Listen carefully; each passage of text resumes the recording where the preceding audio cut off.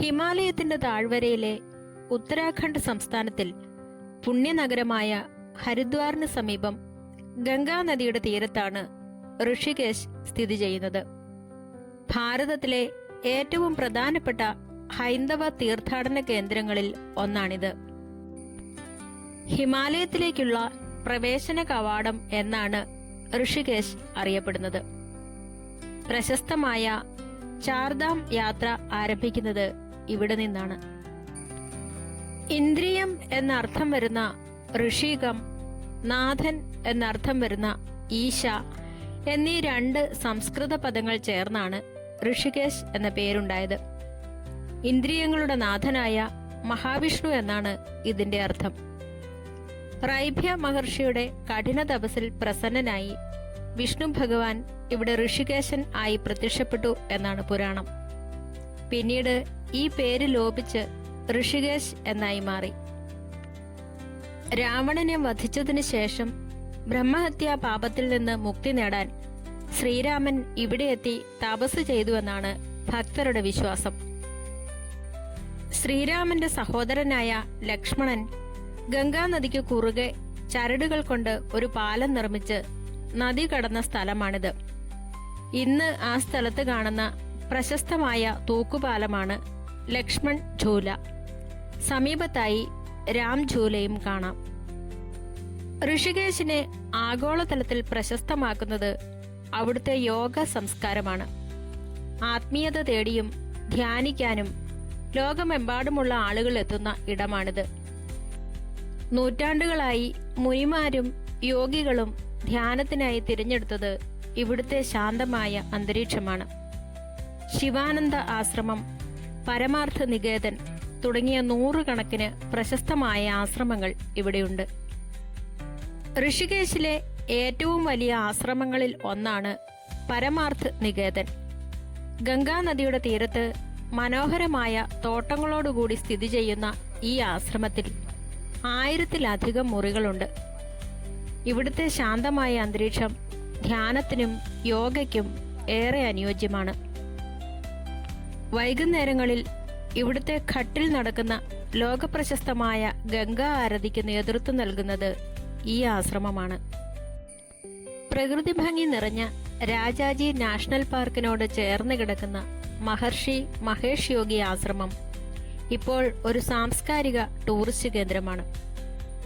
ഇവിടുത്തെ ചുവരുകളിൽ വരച്ചിരിക്കുന്ന മനോഹരമായ ബീറ്റിൽസ് ഗ്രാഫിറ്റികളും ചിത്രങ്ങളും കാണാൻ സഞ്ചാരികൾ ധാരാളമായി എത്തുന്നു.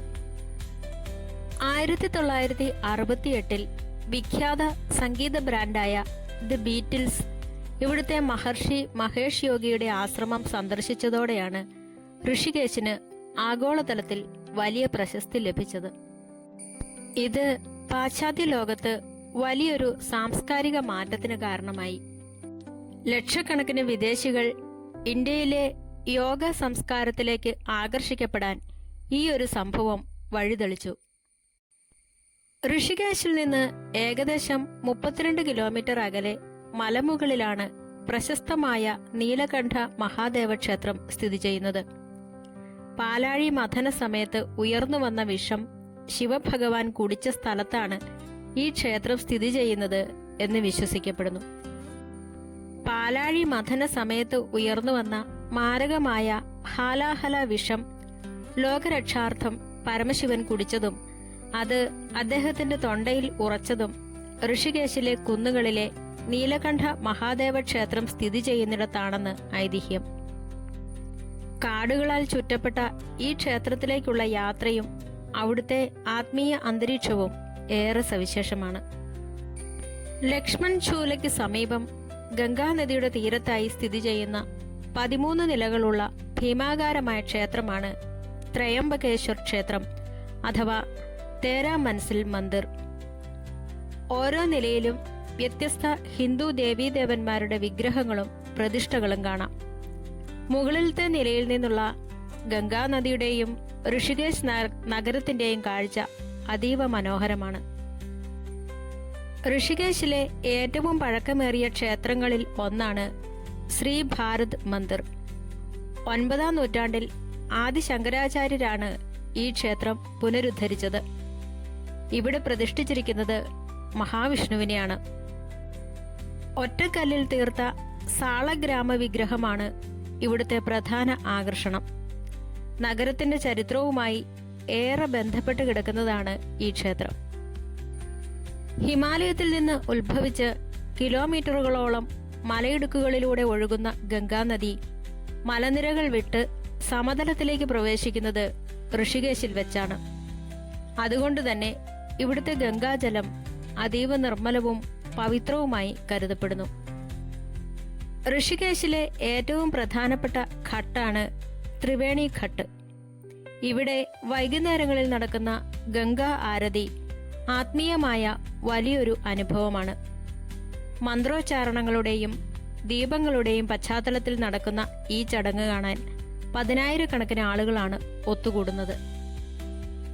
ഹിന്ദുക്കളുടെ ഏറ്റവും പവിത്രമായ ചാർധാം തീർത്ഥാടന കേന്ദ്രങ്ങളായ ബദരിനാഥ്, കേദാർനാഥ്, ഗംഗോത്രി, യമുനോത്രി എന്നിവിടങ്ങളിലേക്കുള്ള യാത്ര ആരംഭിക്കുന്നത് ഋഷികേശിൽ നിന്നാണ്. അതിനാൽ തന്നെ ഹിമാലയൻ യാത്രക്കാരുടെ പ്രധാന വിശ്രമ കേന്ദ്രം കൂടിയാണിത്. സ്വാമി ശിവാനന്ദ സരസ്വതി സ്ഥാപിച്ച ശിവാനന്ദ ആശ്രമം ഡിവൈൻ ലൈഫ് സൊസൈറ്റിയുടെ ആസ്ഥാനം കൂടിയാണ്. രാംഝൂലയ്ക്ക് സമീപമാണ് ഇത് സ്ഥിതി ചെയ്യുന്നത്. യോഗ, വേദാന്തം എന്നിവയെക്കുറിച്ചുള്ള ആഴത്തിലുള്ള പഠനത്തിനും സൗജന്യ യോഗ ക്ലാസുകൾക്കും ആത്മീയ പുസ്തകങ്ങൾക്കും ഈ ആശ്രമം ഏറെ പ്രശസ്തമാണ്.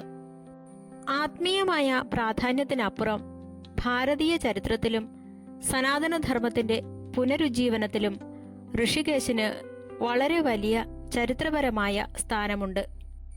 പുരാതന ഹിന്ദു ഗ്രന്ഥങ്ങളായ സ്കന്ദപുരാണത്തിലും മറ്റും ഈ പ്രദേശം കുബ്ജാമൃഗ എന്നും ഹിമാലയൻ മലനിരകളുടെ ഭാഗമായ കേദാർഖണ്ഡ് എന്നും രേഖപ്പെടുത്തിയിട്ടുണ്ട്. വൈദിക കാലം മുതൽക്കേ വേദങ്ങളിലും ഉപനിഷത്തുകളിലും ജ്ഞാനം തേടിയിരുന്ന മുനിമാരും യോഗികളും തപസ്സിനായി തിരഞ്ഞെടുത്തത് ഋഷികേശിലെ കുന്നുകളും ഗംഗാതീരവുമായിരുന്നു. ലൗകിക ജീവിതത്തിൽ നിന്ന് മാറി ആത്മീയ ചിന്തകൾക്ക് രൂപം നൽകാൻ ചരിത്രപുരുഷന്മാർ ഈ സ്ഥലം ഉപയോഗിച്ചു. ഋഷികേശിന്റെ ചരിത്രത്തിലെ ഏറ്റവും നിർണായകമായ ഘട്ടം 8-ാം നൂറ്റാണ്ടിൽ കേരളത്തിൽ ജനിച്ച ആദി ശങ്കരാചാര്യരുടെ സന്ദർശനമാണ്. അക്കാലത്ത് ബുദ്ധമതത്തിന്റെ സ്വാധീനത്താൽ ക്ഷയിച്ചുപോയ ഹൈന്ദവ സംസ്കാരത്തെ പുനരുജ്ജീവിപ്പിക്കാൻ അദ്ദേഹം ഭാരതം മുഴുവൻ സഞ്ചരിച്ചു. ഋഷികേശിലെ ഏറ്റവും പഴക്കമേറിയ ക്ഷേത്രങ്ങളായ ശ്രീ ഭാരത് മന്ദിർ, ശത്രുഘ്ന മന്ദിർ, ലക്ഷ്മൺ മന്ദിർ എന്നിവ ആദി ശങ്കരാചാര്യർ പുനരുദ്ധരിക്കുകയോ സ്ഥാപിക്കുകയോ ചെയ്തതാണ്.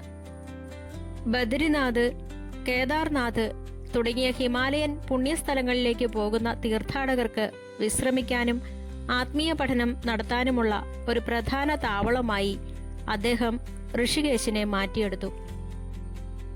മധ്യകാലഘട്ടത്തിൽ വലിയ ജനവാസ കേന്ദ്രമല്ലായിരുന്നെങ്കിലും ഇന്ത്യയുടെ വിവിധ ഭാഗങ്ങളിൽ നിന്നുള്ള രാജാക്കന്മാർക്കും വ്യാപാരികൾക്കും തീർത്ഥാടകർക്കും ഹിമാലയത്തിലേക്ക് പോകുന്നതിനുള്ള ഏക ആശ്രയ കേന്ദ്രമായിരുന്നു ഋഷികേശ്. കാടുകളും കുന്നുകളും നിറഞ്ഞ ദുർഘടമായ ഹിമാലയൻ പാതകൾ ആരംഭിക്കുന്നതിനു മുൻപ് തീർത്ഥാടകർ തങ്ങളുടെ വലിയ യാത്രകൾക്ക് ആവശ്യമായ തയ്യാറെടുപ്പുകൾ നടത്തിയിരുന്നത് ഇവിടെ വെച്ചായിരുന്നു. ഗംഗാനദിക്ക് കുറുകെയുള്ള ആദ്യകാല ചരടുപാലങ്ങൾ ഈ കാലഘട്ടത്തിലെ യാത്രാചരിത്രത്തിന്റെ ഭാഗമാണ്. ബ്രിട്ടീഷ് ഭരണകാലത്താണ് ഋഷികേശ് കൂടുതൽ ജനപ്രിയവും ആധുനികവുമായി മാറാൻ തുടങ്ങിയത്. ഹരിദ്വാറിൽ നിന്ന് ഋഷികേശിലേക്കുള്ള റെയിൽവേ ലൈനുകളുടെ വികസനവും റോഡുകളുടെ നിർമ്മാണവും ആരംഭിച്ചത് ഈ കാലത്താണ്. 1889 ഗംഗയ്ക്ക് കുറുകെ ഇരുമ്പ് ചരടുകൾ കൊണ്ടുള്ള ആദ്യത്തെ ഔദ്യോഗിക ലക്ഷ്മൺ ഝൂല നിർമ്മിക്കപ്പെട്ടു. ഇത് 1924 പ്രളയത്തിൽ തകർന്നെങ്കിലും പിന്നീട് 1927 പുനർനിർമ്മിച്ചു.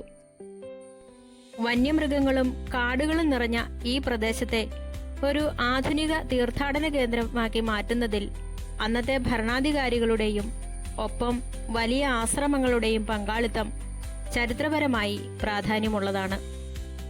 സെപ്റ്റംബർ മുതൽ നവംബർ വരെയുള്ള മാസങ്ങളും മാർച്ച് മുതൽ മെയ് വരെയുള്ള മാസങ്ങളുമാണ് ഋഷികേശ് സന്ദർശിക്കാൻ ഏറ്റവും അനുയോജ്യമായ സമയം. ഒരു പുണ്യനഗരമായതിനാൽ ഋഷികേശിൽ സസ്യഭക്ഷണം മാത്രമേ അനുവദനീയമായിട്ടുള്ളൂ.